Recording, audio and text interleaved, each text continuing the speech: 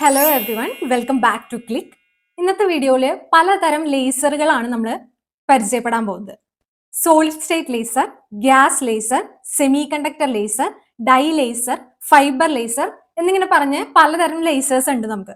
ഈ ലേസേഴ്സിനെ എന്തിന്റെ അടിസ്ഥാനത്തിലാണ് നമ്മൾ ക്ലാസിഫൈ ചെയ്യുന്നതെന്ന് വെച്ച് കഴിഞ്ഞാൽ അതിന് യൂസ് ചെയ്യുന്ന ലേസിംഗ് മീഡിയം ഏതാണെന്നുള്ളതിനനുസരിച്ചാണ് നമ്മൾ ലേസേഴ്സിനെ ക്ലാസിഫൈ ചെയ്യുന്നത്.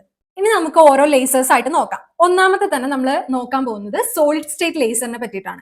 സോളിഡ് സ്റ്റേറ്റ് ലേസറിന്റെ കേസിൽ നെയിമിൽ പറയുന്ന പോലെ തന്നെ നമ്മുടെ ലേസിംഗ് മീഡിയം സോളിഡ് ആയിരിക്കും. അതുകൊണ്ടാണ് ഈ പേര് തന്നെ അവർക്ക് വന്നിട്ടുള്ളത്, സോളിഡ് സ്റ്റേറ്റ് ലേസർ എന്നുള്ളത്.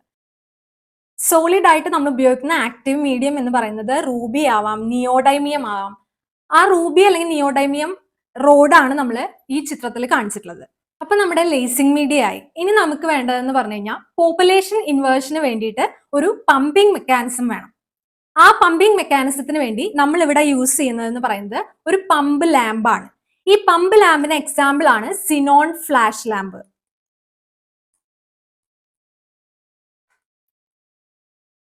അടുത്തത് നമുക്ക് വേണ്ടത് ഒരു ഒപ്റ്റിക്കൽ റെസനേറ്റർ ആണ്. ഒപ്റ്റിക്കൽ റെസനേറ്ററിൽ രണ്ട് മിറേഴ്സ് ആണുള്ളത്. ഒരെണ്ണം ഫുള്ളി റിഫ്ലക്റ്റീവ് അല്ലെങ്കിൽ ഹൈലി റിഫ്ലക്റ്റീവ് ആയിട്ടുള്ള മിററും, അതാണ് ഈ സൈഡിൽ നമ്മൾ കാണിച്ചിട്ടുള്ളത്.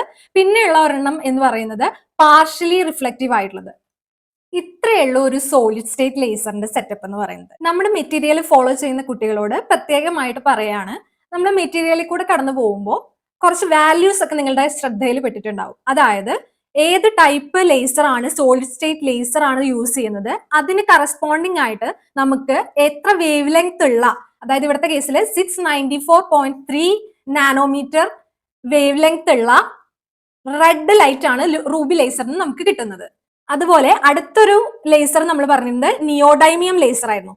നിയോഡൈമിയം ലേസറിന്റെ കേസിൽ വരുന്ന വേവ് ലെങ്ത് 1064 നാനോമീറ്റർ എന്നുള്ളത്. ഈ രണ്ട് പോയിന്റ്സ് നിങ്ങൾ ഓർത്ത് വെക്കുക.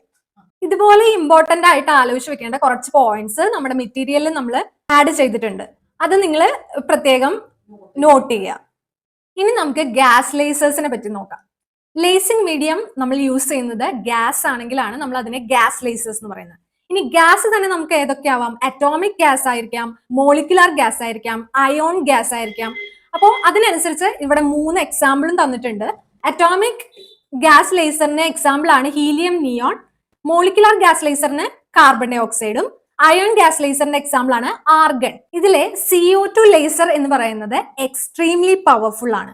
അതുകൊണ്ട് തന്നെ നമ്മൾ ഇത് വെൽഡിങ്ങിനും കട്ടിങ്ങിനും മെഡിക്കൽ സർജറിക്കും ഒക്കെ ആയിട്ട് യൂസ് ചെയ്യുന്നുണ്ട്. നേരത്തെ പോലെ തന്നെ വേവ് ലെങ്ത്തുകൾ നമ്മുടെ മെറ്റീരിയലിൽ മെൻഷൻ ചെയ്തിട്ടുണ്ട്. അത് നിങ്ങൾ നോട്ട് ചെയ്ത് വെച്ച് പഠിക്കാൻ മറക്കരുത്. അടുത്തതാണ് semiconductor laser. Semiconductor ലേസേഴ്സിന് വേണ്ടിയിട്ട് നമ്മൾ ഗാലിയം ആർസനൈഡ് പോലെയുള്ള സെമി കണ്ടക്ടർ മെറ്റീരിയൽസ് ആണ് യൂസ് ചെയ്യുന്നത്. ഈ സെമി കണ്ടക്ടർ മെറ്റീരിയൽ നമ്മൾ മെറ്റൽ കോണ്ടാക്ട്സുമായിട്ട് കണക്ട് ചെയ്തിട്ടുണ്ടായിരിക്കും. നമ്മൾ പറഞ്ഞിട്ടുള്ള semiconductor material 2 metal contacts വഴി നമ്മൾ അതിന് പവർ സപ്ലൈ കൊടുക്കുകയാണ് ചെയ്യുന്നത്, DC പവർ സപ്ലൈ കൊടുക്കുകയാണ് ചെയ്യുന്നത്. അപ്പോൾ നമ്മൾ P എന്നുള്ളത് പോസിറ്റീവിലേക്കും N എന്നുള്ളത് നെഗറ്റീവിലേക്കാണ് കണക്ട് ചെയ്യുന്നത്. കാരണം അത് ഫോർവേഡ് ബയസിലായിരിക്കണം. PN ജംഗ്ഷൻ ഡയോഡ് ഫോർവേഡ് ബയസിലാവുന്ന കണ്ടീഷനിലാണ് ഇലക്ട്രോൺസും ഹോൾസും തമ്മിലുള്ള റീകോമ്പിനേഷൻ നടക്കുന്നത്. ഇങ്ങനെ റീകോമ്പിനേഷൻ നടക്കുമ്പോൾ നമുക്ക് ഗാലിയം ആർസനൈഡ് എന്നുള്ളതിന്റെ കേസിൽ നമുക്ക് കിട്ടുന്ന ഔട്ട്പുട്ട് എന്ന് പറയുന്നത് ഹീറ്റ് എനർജിക്ക് പകരം ലൈറ്റ് എനർജി ആയിരിക്കും. ഈ ലൈറ്റ് എനർജിനെയാണ് നമ്മൾ ഔട്ട്പുട്ട് ആയിട്ട് പുറത്തേക്ക് എടുക്കുന്നത്. അടുത്തൊരു ലേസർ ആണ് ഡൈ ലേസേഴ്സ്. ഡൈ ലേസേഴ്സിനെ നമ്മൾ ലിക്വിഡ് ലേസേഴ്സ് എന്നും പറയും. അതിന് കാരണം നമ്മൾ യൂസ് ചെയ്യുന്ന മീഡിയം ലിക്വിഡ് ഫോമിലുള്ളതായിരിക്കും. നമുക്ക് ഒരു സ്റ്റോറേജ് ടാങ്ക് ഉണ്ടായിരിക്കും, അതിൻ്റെ ഉള്ളിലായിരിക്കും നമ്മുടെ ഡൈ ഉണ്ടായിരിക്കുക. ആ ഡൈനെ നമ്മൾ പമ്പ് ഉപയോഗിച്ച് കാപ്പിലറി ട്യൂബ്, ഇവിടെ കാണിച്ചിരിക്കുന്ന പോലെ കാപ്പിലറി ട്യൂബിലേക്ക് പമ്പ് ചെയ്യുന്നു. ഇവിടെ നമുക്ക് ഡൈ ആയിട്ട് വാട്ടർ യൂസ് ചെയ്യാം, ആൽക്കഹോൾ യൂസ് ചെയ്യാം. നമ്മുടെ മെറ്റീരിയലിൽ ഓൾറെഡി ഇതൊക്കെ മെൻഷൻ ചെയ്തിട്ടുണ്ട്. അതുപോലെ വേവ് ലെങ്ത് 618 നാനോമീറ്റർ എന്നുള്ളതും കൂടെ നിങ്ങൾ നോട്ട് ചെയ്ത് വെക്കണം.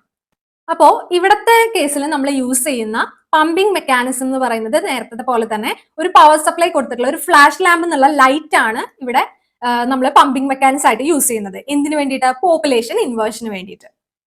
ഇനിയുള്ള സെറ്റപ്പ് എന്ന് പറയുന്നത് നമ്മുടെ നേരത്തെ പറഞ്ഞിരുന്ന പോലെ തന്നെ ഒരു ഒപ്റ്റിക്കൽ റെസനേറ്റർ ആണ്. അതിൽ നമ്മുടെ ഹൈലി റിഫ്ലക്റ്റീവ് ആയിട്ടുള്ള ഒരു മിറർ ഉണ്ടാവും. പിന്നെ ഔട്ട്പുട്ട് സൈഡിലേക്ക് നമ്മൾ എടുക്കുന്ന പാർഷ്യലി റിഫ്ലക്റ്റീവ് ആയിട്ടുള്ള മിററും ഉണ്ടാവും. ഈ പാർഷ്യലി റിഫ്ലക്റ്റീവ് ആയിട്ടുള്ള മിററിന് വരുന്ന ഔട്ട്പുട്ട് നമ്മൾ ബ്രൂസ്റ്റർ വിൻഡോയിൽ കൂടെ കടത്തി വിട്ടിട്ടാണ് നമ്മൾ അതിനെ കൊഹിറന്റും ഹൈലി ഡയറക്ഷണൽ ആയിട്ടുള്ള ഒരു ഔട്ട്പുട്ട് ആയിട്ട് നമ്മൾ എടുക്കുന്നത്. ലാസ്റ്റ് ആയിട്ട് നമുക്ക് ഫൈബർ ലേസർ നോക്കാം. ഫൈബർ ലേസറിന്റെ കേസിൽ നമ്മൾ യൂസ് ചെയ്യുന്നത് പറയുന്നത് ഡോപ്ഡ് ഫൈബർ ലേസേഴ്സ് ആണ്. അപ്പൊ നമ്മൾ എന്ത് വെച്ചിട്ടാണ് ഡോപ്പ് ചെയ്യുന്നത് എന്നുള്ളതാണ്. റയർ എർത്ത് എലമെന്റ്സ് ഉണ്ട് കുറച്ച്, എർബിയം, യെറ്റർബിയം, നിയോഡൈമിയം തുടങ്ങിയിട്ടുള്ള റയർ എർത്ത് എലമെന്റ്സ് വെച്ചിട്ടാണ് നമ്മൾ ഡോപ്പ് ചെയ്ത് കൊടുക്കുന്നത്. ഈ ലേസേഴ്സ് നമ്മൾ കൂടുതലായിട്ട് യൂസ് ചെയ്യുന്നത് ടെലി കമ്മ്യൂണിക്കേഷന്റെ കേസിലാണ്. അപ്പോൾ ടൈപ്സ് ഓഫ് ലേസേഴ്സിനെ പറ്റി ഒരു ഐഡിയ ആയിട്ടുണ്ടാവും എന്ന് ഞാൻ വിചാരിക്കുന്നു. നമ്മുടെ മെറ്റീരിയൽ ഫോളോ ചെയ്യുന്ന സ്റ്റുഡൻസ് ഓരോന്നിന്റെ താഴെയുള്ള അഡ്വാൻറ്റേജസ്, ഡിസഡ്വാൻറ്റേജസ്, അതുപോലെ അതിന്റെ ഫീച്ചേഴ്സ്, അപ്ലിക്കേഷൻ തുടങ്ങിയിട്ടുള്ള എല്ലാ കാര്യങ്ങളും മെൻഷൻ ചെയ്തിട്ടുണ്ട്. അതിൽ കൂടെ തറോ ആയിട്ട് കടന്നു പോവുക. അത് നല്ല രീതിയിൽ തന്നെ മനസ്സിലാക്കി പഠിക്കുക. അപ്പൊ പുതിയ വീഡിയോ ആയിട്ട് വീണ്ടും കാണാം. Bye for now.